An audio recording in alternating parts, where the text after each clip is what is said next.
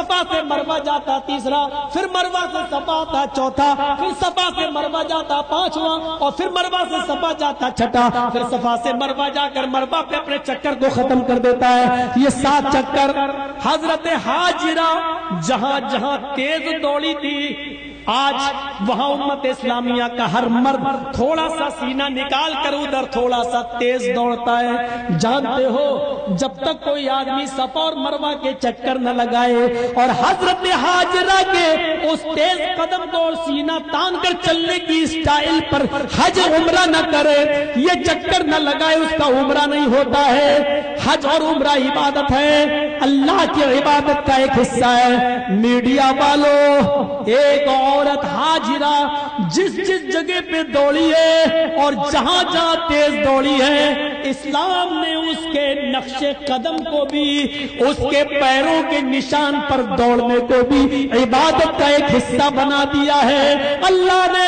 حضرت حاجرہ کے قدموں کے نشان پر دوڑنے کو اپنی عبادت قرار دے دیا ہے۔ اس سے بڑا ایک عورت کا مقام کیا ہوگا، اس سے بڑی ایک عورت کی عزت کیا ہوگی کہ جہاں سے حاجرہ دوڑی اللہ نے اس کے نقش قدم کو اپنی عبادت قرار دے دیا، جہاں جہاں حاجرہ دوڑی اللہ نے ان کے دوڑنے کو بھی اپنی عبادت بتا دیا۔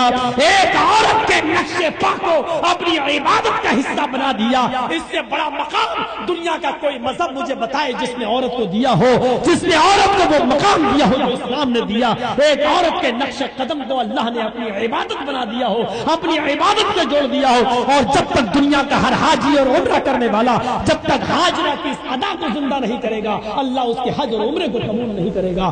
اللہ نے اس کو اپنی عبادت کا حصہ قرار دے دیا۔ یہ ہے مقام، یہ ہے مرتبہ ایک عورت کا، اور یہ اسلام نے ایک عزت دی عورت کو۔ اب بتاؤ کیسا لگ رہا ہے تمہیں اسلام؟ تم نے کیا دیا؟ جتنا کم کپڑا پہن لے اتنی بڑی مسبل۔ 2 روپے کا صابن بھی اس وقت بکتا ہے جب تک کہ اس پر آدھی ننگی لڑکی کا فوٹو نہ لگاؤ۔ یہ عزت دی آپ نے عورت کو۔ حقوق آزادی نسواں، یہ آزادی کی بات کر رہے ہیں بیچارے۔ بہت پہلے میں نے ایک واقعہ پڑھا تھا،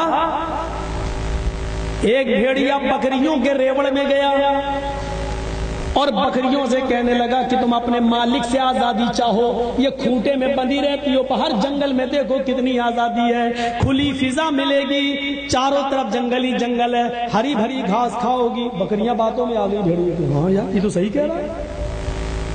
انہوں نے کھوٹے سے اکھڑنا، چارہ کھانا چھوڑ دیا۔ مالک چارہ کھلاتا نہیں کھاتی، بھوک ہڑتال پہ بیٹھ گئی بکری، کھوٹا توڑنا چاہ رہی۔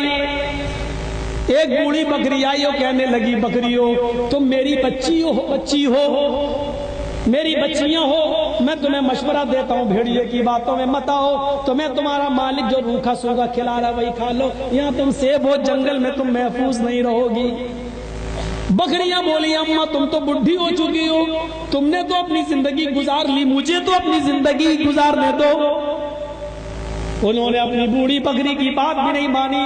مالک نے دیکھا یہ بھوکی پیاسی مر جائیں گی، اس نے کھوٹے سے کھول دیا اور آزاد کر دیا۔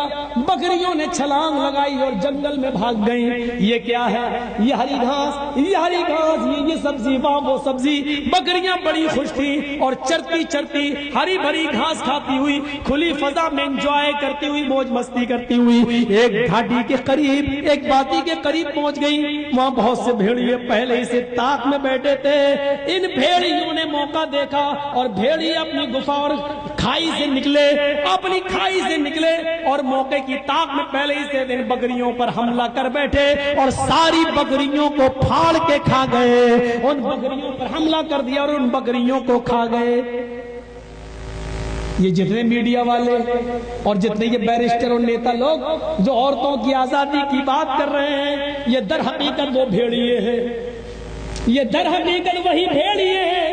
یہ آزادی کا نعرہ لگا رہے ہیں لیکن ان کی نظریں عورتوں کی آزادی پر نہیں، ان کے جسموں پر ٹکی ہوئی ہیں، یہ موقع کی تلاش میں ہیں۔ مجھے یہ بتا دو کہ آج دنیا میں کون سا ایسا ڈپارٹمنٹ ہے، مجھے بتاؤ ہندوستان میں بتاؤ کون سا ڈپارٹمنٹ ہے جہاں لڑکیوں کی عزت بچی ہوئی ہے۔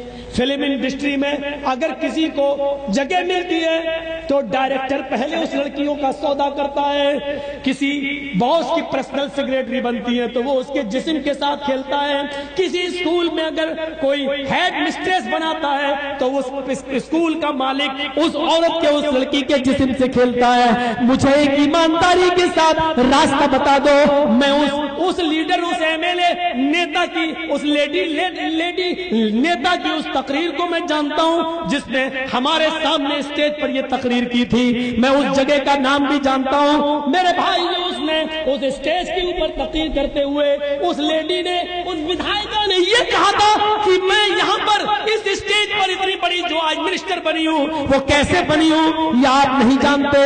اس نے برسرے اجلاس اسٹیج پہ کہا تھا مجھے اس مقام پر پہنچنے کے لیے کتنے بڑے بڑے نیتاؤں کے بستروں کو گرم کرنا پڑا، اس کو میں ہی جانتی ہوں۔ اور تعجب یہ ہے کہ جس وقت وہ یہ جملے بول رہی تھی اس کا منحوس شوہر بھی یہ جملے سن رہا تھا۔ میرے پیارے ساتھیوں، لیکن راجنیتی اتنی گندی ہو چکی ہے، پیسہ آنا چاہیے چاہے وہ جس طریقے سے آئے۔ اب تو سپریم کورٹ کا بھی فیصلہ آ چکا ہے، آپ کی بیوی بھی اگر کسی پرائے مرد کے ساتھ اگر رات گزارنا چاہے تو گزار سکتی ہے، اور شوہر اپنی بیوی کے خلاف کوئی کیس نہیں کر سکتا ہے۔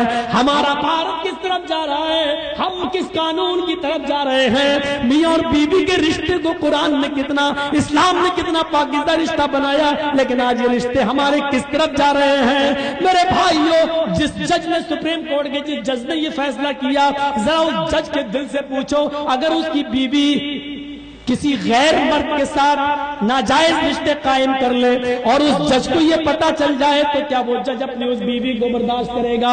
سب سے بڑی عدالت یہ دل کی عدالت ہوتی ہے۔ جب اس جج کی دل کی عدالت اس کو ماننے کے لیے تیار نہیں تو پھر تم کیوں دوسروں کے اوپر یہ مسئلے تھوپ رہے ہو، یہ قانون تھوپ رہے ہو؟ اللہم فض، اللہم فض، اللہ تو حفاظت فرما، اس ملک کی حفاظت فرما، اس ملک کے قانون کی حفاظت فرما، اے اللہ ہمارے بھارت دیش کی حفاظت فرما۔ میرے بھائیو، ہم کس طرف چلے جا رہے ہو، کہاں بہ کے جا رہے ہیں؟ تو یہ عورت کو عزت اور مقام دی ہے اسلام میں اور زیادہ نہیں چل سکتا، 3 بج گئے ہیں۔ اور ایک چیز رہ گئی تھی، کتاب اللہ کو مضبوطی سے پکڑ لو۔ یہ تو لوگ سنتے ہی رہتے ہیں، کتاب اللہ اور سنت رسول، قرآن و حدیث کو مضبوطی سے پکڑ لو۔ اللہ کے نبی نے کہا تم کبھی گمراہ نہیں ہوگے۔ تو یہ سیرت طیبہ میں جو چند باتیں بتائی گئی اس کا ایک ہلکا سا خلاصہ میں نے آپ کے سامنے 2.5 گھنٹے کی تقریر میں کیا ہے۔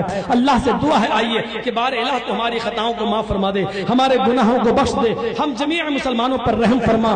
اللہ جب تک تو ہمیں زندہ رکھ، اسلام پر زندہ رکھنا، اور جب ہمارا خاتمہ ہو تو ایمان پر خاتمہ فرمانا۔ لا الہ الا انت سبحانک انی کنت من الظالمین، ربنا تقبل منا انک انت السمیع العلیم وتب علینا انک انت التواب الرحیم، وصلی اللہ تعالی علی خیر خلق محمد وعلی آلہ وصحبہ اجمعین برحمتک یا ارحم الراحمین۔ السلام علیکم ورحمۃ اللہ وبرکاتہ۔